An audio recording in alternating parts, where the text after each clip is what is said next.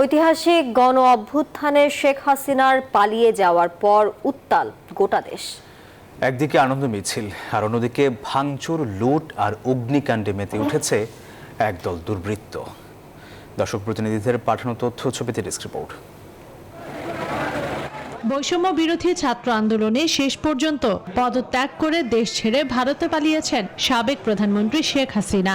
তারপর থেকেই সারা দেশে সরকারি বেসরকারি বিভিন্ন স্থাপনা, আওয়ামী লীগের অফিস ও এমপি মন্ত্রী সহ নেতাকর্মীদের বাড়িতে হামলা, ভাঙচুর ও অগ্নিসংযোগের ঘটনা ঘটেছে। সাতক্ষীরার আশাশুনি উপজেলার প্রতাপনগরে একটি আনন্দ মিছিল নিয়ে সাবেক ইউপি চেয়ারম্যানের বাড়ির সামনে দিয়ে যায় ছাত্র জনতা।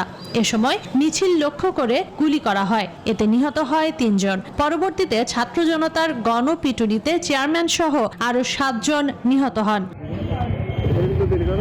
যশোরে জেলা আওয়ামী লীগ কার্যালয় সহ নেতাদের বাড়ি ও ব্যবসা প্রতিষ্ঠানে আগুন দেয় দুর্বৃত্তরা, এতে অন্তত 18 জন নিহত হয়। শহরের নেতাজি সুভাষ বোস সড়কে জেলা আওয়ামী লীগের কার্যালয় ও জেলা আওয়ামী লীগের সাধারণ সম্পাদক শাহিন চাকলাদারের 5 তারকা হোটেলে আগুন দেয় হামলাকারীরা।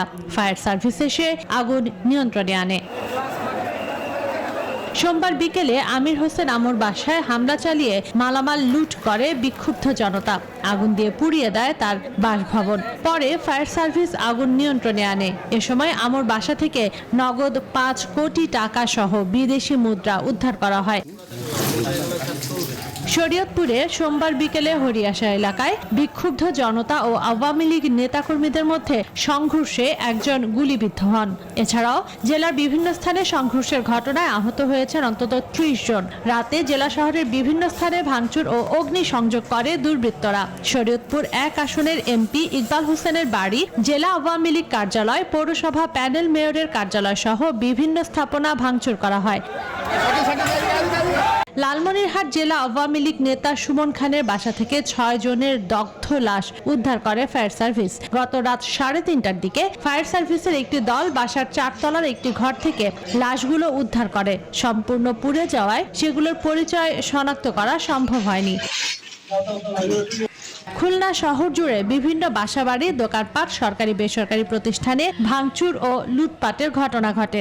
সড়কে কোথাও পুলিশ সদস্য, বিজিবি বা অন্য কোনো আইনশৃঙ্খলা বাহিনীর সদস্যদের দেখা যায়নি।